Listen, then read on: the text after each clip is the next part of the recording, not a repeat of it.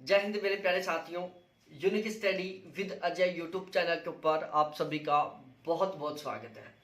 आज मैं इस वीडियो में बात करने वाला हूं हमारे दो तीन इम्पोर्टेंट टॉपिकों के ऊपर। सबसे पहला, फाइनल आंसर की कब तक आएगी यूजीसी नेट की। दूसरा, रिजल्ट कब तक आएगा। तीसरा, कौन कौन से सब्जेक्ट हैं जिनमें नॉर्मलाइजेशन की स्थिति बनती है, नॉर्मलाइजेशन होगा या नहीं होगा। चौथा क्वेश्चन, क्या जो नेट और जेआरएफ पास करने का रेशियो 1% 6% पहले होता था उसको बढ़ा के 2% या 12% किया जाएगा या नहीं किया जाएगा। ये जो ऐसे तमाम क्वेश्चन है यहाँ पर मैं इन सभी पर चर्चा करने वाला हूँ। उससे पहले मेरी आपसे रिक्वेस्ट है, यदि आपका सपना है जेआरएफ निकालना, क्या जेआरएफ निकालना, तो प्लीज अभी इस चैनल को सब्सक्राइब करके बेल आइकन को दबा दो, क्योंकि ये चैनल केवल और केवल हायर एजुकेशन को समर्पित है। यहाँ पर हम हायर एजुकेशन से जुड़ी हुई जितनी भी न्यूज है, जितनी भी अपडेट है, वो हम आपके साथ लेके आते रहेंगे। हमारा यहाँ पर नेट के फर्स्ट पेपर के लिए और ज्योग्राफी सब्जेक्ट के लिए बहुत ही सिस्टमेटिक वे में, बहुत ही शानदार तरीके से बैच स्टार्ट हो चुका है ऑलरेडी। पहले अभी जो पेपर हुआ है उसके लिए भी हमारा यहाँ पर बैच चल रहा था। ठीक है, रिजल्ट आने दो, रिजल्ट आते ही मैं अपने बैच का रिजल्ट दिखाऊंगा आपके सामने कि यहाँ पर कितने कैंडिडेटों का जेआरएफ है, क्योंकि हम नेट का कोई टारगेट नहीं रखते, हमारा मेन मोटिव होता है जेआरएफ। ठीक है, नेट का हम उन कैंडिडेटों का वीडियो बनाएंगे जिन्होंने फर्स्ट टाइम हमारा बैच लेकर नेट क्वालिफाई किया था। ठीक है, देखो फर्स्ट पेपर का बैच स्टार्ट हो चुका है जिसका चार्ज मात्र 600 रुपए। ज्योग्राफी का बैच स्टार्ट हो चुका है जिसका मात्र चार्ज 800 रुपए। ये महीने का चार्ज नहीं, कंप्लीट चार्ज है। इसके अलावा आपको 1 रुपए भी पे नहीं करना पड़ेगा। पेपर लेवल, पेपर पैटर्न दोनों का मैं बहुत स्पेशली तरीके से ध्यान रखता हूं। और मेरे प्यारे साथियों, आपको एक मैं छोटी सी न्यूज और दे दूं, आप सभी का सपोर्ट चाहिए, आप लोगों की मैं हेल्प करूंगा बहुत गजब की। अप्रैल 1 मार्च लास्ट तक मेरे नेट के फर्स्ट पेपर की बुक आने वाली है। मैं खुद बुक लिख रहा हूं प्रेजेंट टाइम के पेपर पैटर्न को, पेपर लेवल दोनों को बहुत गजब तरीके से ध्यान में रखते हुए। तो आप लोगों का सपोर्ट चाहिएगा बुक में, बहुत गजब तरीके की बुक निकालने की कोशिश कर रहा हूं। तो ये थी हमारी इसके रिगार्डिंग बात। अब बात करते हैं हम अपने मेन जो टॉपिक है उसके ऊपर, कि सबसे पहले तो क्वेश्चन ये बनता है कि फाइनल आंसर की कब तक आएगी। देखो फाइनल आंसर की के बारे में सबसे पहली बात तो ये निकल के आ रही है, हर शिफ्ट में, हर पेपर में कम से कम 3 से 4 क्वेश्चनों पर या 2 से 3 क्वेश्चनों पर हमने क्या लगाई है, उस पर ऑब्जेक्शन लगाया है। तो ओवरऑल हर शिफ्ट में ऑब्जेक्शन लगा है। तो फाइनल आंसर की उसको करेक्ट करेंगे भाई, हमारा जो रेस्पॉन्स था उसको चेक करेंगे, फिर उसके लिए वो टीम बैठाएंगे। ओवरऑल जितने भी सब्जेक्ट है सभी सब्जेक्ट्स की अलग अलग टीम बैठेगी, वो टीम बैठकर डिसीजन लेगी क्या ये आंसर बिल्कुल सही है। तो इसमें थोड़ा सा आपको भी पता है टाइम लगता है, क्योंकि जो फर्स्ट वाली जो आंसर की आती है ना, वो तो उसी दिन तैयार हो जाती है जिस दिन पेपर तैयार होता है। लेकिन ये आंसर की अब तैयार हो रही है, सारे सब्जेक्ट्स की वो तैयार होगी। साथ ही साथ हर सब्जेक्ट के अलग अलग शिफ्ट में पेपर हुए थे, जैसे ज्योग्राफी का 2 शिफ्ट में, कॉमर्स का 3 शिफ्ट में, इसी तरीके से हिस्ट्री, पॉलिटिकल, इंग्लिश, हिंदी, इनका अलग अलग शिफ्ट में पेपर हुआ है। तो ओवरऑल कमेटी बैठाई जाएगी सब्जेक्ट वाइज तरीके से, वो आपके आंसर को देखेंगे जिन क्वेश्चनों पर आपने ऑब्जेक्शन लगाया, फिर उसमें वो देखेंगे कि रियलिटी में आंसर क्या होना चाहिए। ठीक है, तो इस पर थोड़ा सा टाइम भी लगता है। दूसरी बात, प्रेजेंट टाइम में कोरोना की सिचुएशन चल रही है जिसमें 50% स्टाफ अलाउ होता है ऑफिस में, तो उसकी वजह से भी जो काम पहले 3 दिन में होता था वो डायरेक्टली 6 दिन में हो रहा है। तो फाइनल आंसर की है ना, वो फेब में 1 या 2 फरवरी तक आने का चांस है। कब तक? फरवरी में 1 या 2। पहले ऐसे लग रहा था कि जनवरी में सब कुछ हो जाएगा, लेकिन नहीं, 1 या 2 फेब तक आपकी फाइनल आंसर की आ जाएगी। फिर रिजल्ट की मैं बात करूं तो फर्स्ट वीक के लास्ट तक, ठीक है, फर्स्ट वीक के लास्ट तक फरवरी महीने में आपका रिजल्ट आ जाएगा। तो रिजल्ट जनवरी में नहीं आने वाला, फरवरी महीने में जो पहला वीक रहेगा उसके लास्ट डे तक आपका रिजल्ट 100% आ जाएगा। आंसर की आएगी उससे जस्ट 2 दिन बाद में या 3 दिन बाद में आपका रिजल्ट आ जाएगा। अब हम बात करते हैं सबसे मेन मुद्दा, नॉर्मलाइजेशन। देखो नॉर्मलाइजेशन में क्या सिस्टम है, नॉर्मलाइजेशन उस स्थिति में होता है जब किसी एक सब्जेक्ट का पेपर या जब कोई एक एग्जाम एक से अधिक शिफ्टों में होता है। ठीक है, जैसे ज्योग्राफी का एग्जांपल लेता हूं, ज्योग्राफी का पेपर 2 शिफ्टों में हुआ, मॉर्निंग शिफ्ट, इवनिंग शिफ्ट। ऐसे पॉलिटिकल साइंस, ऐसे हिस्ट्री, हिंदी, इंग्लिश, कॉमर्स या इकोनॉमिक्स, इन दोनों में से एक सब्जेक्ट था जिनका पेपर 3 शिफ्ट में हुआ था। तो ऐसे अलग अलग शिफ्ट में पेपर हो रहा है। तो भाई जब एक सब्जेक्ट का पेपर एक से अधिक शिफ्ट में हो रहा है तो दोनों शिफ्टों में पेपर का लेवल बराबर होना बिल्कुल इम्पॉसिबल है। आप सब जानते हो ये बात। भाई ज्योग्राफी का मॉर्निंग शिफ्ट, इवनिंग शिफ्ट, 2 शिफ्टों में पेपर हुआ था। तो ये तो इम्पॉसिबल है कि दोनों शिफ्टों का लेवल बराबर हो, बिल्कुल 100% इम्पॉसिबल है। तो अब कुछ लोग जिनका पहली शिफ्ट में डिफिकल्ट लेवल का थोड़ा सा, पहली शिफ्ट थी जो डिफिकल्ट थी, सेकंड शिफ्ट जो इवनिंग वाली शिफ्ट थी वो थोड़ी सी इजी थी, ज्यादा अंतर नहीं, थोड़ी सी इजी थी। तो पहली शिफ्ट वाले तो सोचेंगे कि यार हमने ऐसा क्या बिगाड़ा आप लोगों का जो हमारे इतना डिफिकल्ट पेपर दे दिया। तो उसके लिए क्या करते हैं, वो एक रूल अपनाते हैं, एक तरीका अपनाते हैं जिससे कि वो दोनों की दोनों शिफ्ट के जो स्टूडेंट हैं उनको बराबर में ला सके। और इस प्रोसेस को नॉर्मलाइजेशन कहते हैं। ये क्या करती है, गेम बदलने का काम करती है। जिनके इजी शिफ्ट है और जिनके हाई स्कोर हो रहा है उनके नंबर घटा देते हैं। जिनका डिफिकल्ट शिफ्ट में पेपर था लेकिन उनके कम नंबर आ रहे हैं तो उनके नंबर बढ़ा दिए जाते हैं और एक एवरेज नंबर कर दिए जाते हैं। ठीक है, नॉर्मलाइजेशन कैसे होता है बिल्कुल फुल डिटेल से मैंने बता रखा है एक वीडियो बना के। इसी वीडियो के डिस्क्रिप्शन में मैंने उस वीडियो का लिंक डाल दिया है और वो भी आप अपना ही चैनल है तो आप उसको सब्सक्राइब भी कर सकते हो और आप उससे समझ भी सकते हो कि नॉर्मलाइजेशन किस तरीके से होता है। अब देखो यहां पर नॉर्मलाइजेशन की बात करूं तो यहां पर नॉर्मलाइजेशन नहीं होगा। उसके दो कारण हैं कि नॉर्मलाइजेशन क्यों नहीं होगा। देखो सबसे पहले तो आप किसी भी एग्जाम का उठा के देख लो, चाहे सीजीएल का उठा लो, अभी राजस्थान में पटवार का हुआ था इसका उठा लो, मध्य प्रदेश में पुलिस का चल रहा है उसका उठा लो, दिल्ली पुलिस का उठा लो। नॉर्मलाइजेशन जब होता है ना तो नोटिफिकेशन में डाल दिया जाता है कि पेपर अलग अलग शिफ्ट में होता है तो नॉर्मलाइजेशन होगा। यदि पेपर अलग अलग शिफ्ट में नहीं होता है तो नॉर्मलाइजेशन नहीं होगा, नोटिफिकेशन में डाल दिया जाता है। यहां पर नोटिफिकेशन में नहीं डाला गया।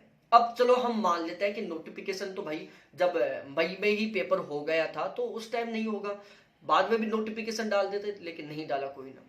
लेकिन 2020 पर चलो एक मिनट के लिए, 2020 में क्या हुआ था, हिंदी सब्जेक्ट का जो पेपर था वो 2 शिफ्टों में हुआ था। ठीक है, तो वहां पर 2 शिफ्टों में पेपर हुआ था 2020 में हिंदी सब्जेक्ट का, तो वहां पर नॉर्मलाइजेशन होना चाहिए था लेकिन इन्होंने नहीं किया। आप जब 2020 का रिजल्ट देखोगे एनटीए की वेबसाइट पर जाओ, वहां पर डालो NTA UGC net cut off 2020, आपको ऑलमोस्ट सारी की सारी सब्जेक्टों की कट ऑफ देखने को मिल जाएगी कैटेगरी वाइज, लेकिन हिंदी की नहीं देखने को मिलेगी। क्यों? क्योंकि उसकी कट ऑफ ही नहीं आई, उसमें उन्होंने कट ऑफ डिसाइड नहीं की भाई, 66, 67, 65, 64 ऐसे कट ऑफ डिसाइड नहीं की। उसका कारण यह था क्योंकि उन्होंने नॉर्मलाइजेशन नहीं किया। भाई दोनों शिफ्ट थी, दोनों बराबर हो ये इम्पॉसिबल है। तो उन्होंने क्या किया, जो डिफिकल्ट शिफ्ट है जो एक जो इजी शिफ्ट है उन दोनों को बराबर करना चाहा लेकिन उन्होंने नॉर्मलाइजेशन नहीं अपनाया। नॉर्मलाइजेशन अपनाते ना तो कट ऑफ निकालते। वो नॉर्मलाइजेशन होने का एक सबसे बेस्ट फायदा ये होता है कि उसमें कट ऑफ का पता चल जाता है। लेकिन जो 2020 में हिंदी शिफ्ट का पेपर 2 शिफ्टों में हुआ था उसमें नॉर्मलाइजेशन नहीं हुआ था क्योंकि उसकी कट ऑफ आपको नहीं देखने को मिलेगी। उसमें क्या हुआ था, जो अपना रिजल्ट था उसके सर्टिफिकेट में हमारे मार्क्स थे, इतने % मार्क्स आ रहे हैं और फिर नीचे था आपका जेआरएफ होगा या आपका नेट होगा या आपका कुछ नहीं हुआ। ठीक है, तो यहां पर नॉर्मलाइजेशन नहीं होने वाला। अब सबसे मेन मुद्दे पर मैं बात करूं, जो ये इतना गजब का मुद्दा है उसके ऊपर मैं बात कर लेता हूं मेरे प्यारे लाडलो, कि नेट 1% का निकालेंगे जेआरएफ, वो सॉरी नेट 6% का निकालेंगे, जेआरएफ 1% का निकालेंगे, या फिर जेआरएफ 2% का निकालेंगे, नेट 12% का निकालेंगे। तो देखो प्यारे साथियों, इसके ऊपर अब तक तो केवल यही जवाब है कि नेट 6% का होगा और जेआरएफ 1% का होगा। अब तक तो यही जवाब है। अभी तक इसमें कोई किसी तरीके का बढ़ावा करने की कोई उम्मीद नहीं है। 0% उम्मीद है कि जेआरएफ को 1% से ज्यादा किया जाए और नेट को 6% से ज्यादा किया जाए। आपको पता होगा कि पेपर में जितने कैंडिडेट बैठते हैं, पेपर में बैठते हैं, उनका 6% नेट होता है जो टॉप नंबर होते हैं, और जिनके टॉप 1% का नेट निकालते हैं। ठीक है, वो सॉरी जेआरएफ निकालते हैं, टॉप 1% का जेआरएफ निकाल लेते हैं, टॉप 6% का नेट निकाल लेते हैं जितने कैंडिडेट पेपर में बैठते हैं। जैसे मान लो 10 लाख कैंडिडेट पेपर देने के लिए बैठे हुए हैं तो उनमें से 1% कितना होता है, 10,000 होता है। 10,000 कैंडिडेटों का जेआरएफ निकाल देंगे जो सबसे टॉप नंबर वाले होंगे। फिर 6% निकालेंगे नेट का, तो 10 लाख का 6% 60,000 होता है। तो जो टॉप 60,000 है उनका क्या निकाल देंगे, नेट निकाल देंगे। तो अभी तक 0% चांस है किसका, नेट के रेशियो को 6 से बढ़ाने का और जेआरएफ के रेशियो को 1 से बढ़ाने का। मैंने कल भी एक वीडियो बनाई थी, उसमें मैंने आपसे हाथ जोड़ के रिक्वेस्ट की थी, लेकिन लोग समझते नहीं है। हर आदमी इंसान खुद का फायदा देखता है, दूसरे का नहीं देखता।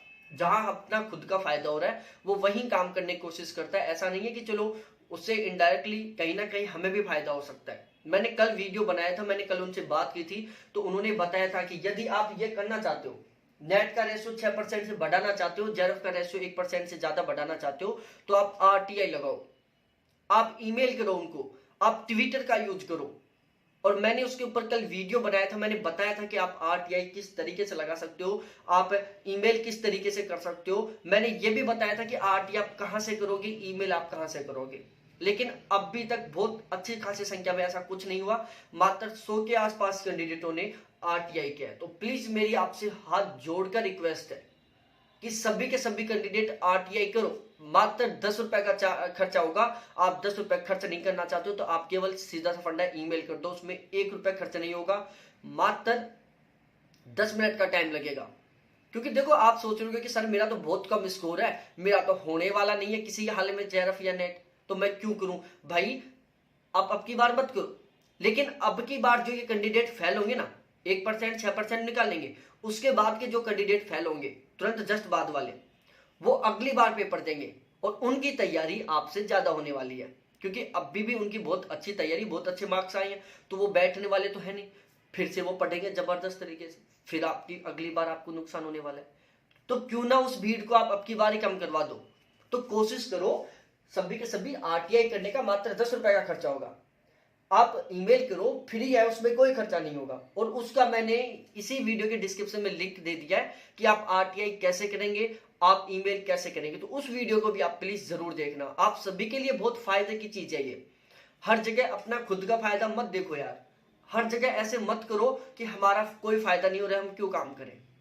मेरा यहां पर कोई फायदा नहीं होने वाला। मेरा देखो अब की बार मेरा 68% मार्क्स आ रहा है, जबकि मैं टारगेट लेके नहीं गया था कि मैं पेपर टारगेट से दूं, क्योंकि मेरा ऑलरेडी जेआरएफ था। जब पेपर के 15-20 मिनट निकल गए थे, उसके बाद मैंने डिसाइड किया था कि यार चलो बैठ गई पेपर में, तो हम थोड़ा सा फोकस के साथ निकल लें।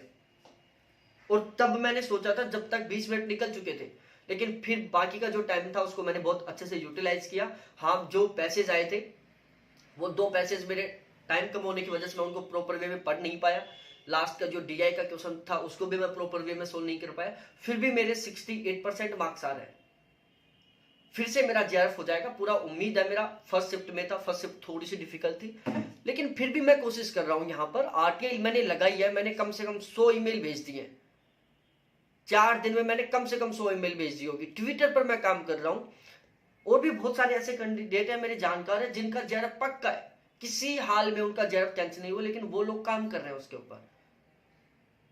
उनका 1% रहेगा तो भी जेआरएफ है, उनका 2% रहेगा तो भी जेआरएफ है, उनका ऑलरेडी पहले से जेआरएफ है, लेकिन वो काम कर रहे हैं। तो प्लीज मेरी आप सभी से रिक्वेस्ट है कि सभी मिलकर काम करेंगे ना, तो हर हाल में हम इस मुकाम को पा सकते हैं। भाई 2% मत करो, उसको 1.30% कर दो, और जो नेट का रेशियो है उसको बढ़ा के 8% कर दो, ज्यादा मत करो। जेआरएफ का परसेंट 1 से बढ़ाकर 1.3 कर दो, 1.30 कर दो, और जो नेट का रेशियो उसको 6 से बढ़ाकर 8% कर दो, फिर भी फायदा तो होगा ना। तो हम चाहें तो ये 100% पॉसिबल है, और हम चाहें तो ये 100% इम्पॉसिबल है। तो हमें ज्यादा से ज्यादा संख्या में ये काम करना है, जिससे कि ये जो रेशियो है ये बढ़ सके। देखो बढ़ेगा, आपका प्रेजेंट टाइम में सपोज दैट नेट जेआरएफ नहीं हो रहा है, लेकिन रेशियो बढ़ता है, किसी भाई का होता है, किसी बहन का होता है, तो उसमें हमारा तो नुकसान नहीं हो रहा, हमारा थोड़ा बहुत ये फायदा हो रहा है कि वो अगले साल पता नहीं पेपर देने के लिए बैठे या ना बैठे। भाई अब की बार किसी का जेआरएफ होगा, पता नहीं वो अगले साल दे या नहीं दे, वो सोच लिया एक बार जेआरएफ हो गया, पीएचडी में एडमिशन हो जाए, वो ना दे। अब की बार नहीं हुआ, फिर वो दोबारा से देगा, फिर वो एक सीट लेगा। तो अच्छी बात है, थोड़ा सा आपको बेनिफिट मिल सकता है यदि आपका नेट जेआरएफ नहीं हो रहा और आप आरटीआई करते हो। तो ये मेरी छोटी सी आपसे हाथ जोड़कर रिक्वेस्ट थी। आपको अच्छे लगे तो आप कर सकते हो, नहीं अच्छे लगे तो मैं आपको फोर्स नहीं कर रहा। बाकी आप दोबारा से जून 2022 में जो पेपर होने वाला है उसमें आप फर्स्ट पेपर में बहुत गजब का स्कोर करना चाहते हो, ज्योग्राफी में आप बहुत शानदार वाला स्कोर करना चाहते हो, तो आप हमारा बैच ले सकते हैं। कॉन्टैक्ट नंबर है ये, फीस है ये, ठीक है। फर्स्ट पेपर की मात्र 600, ज्योग्राफी की मात्र 800। बहुत बहुत धन्यवाद मेरे प्यारे सभी साथियों को देखने के लिए। Thanks, bye.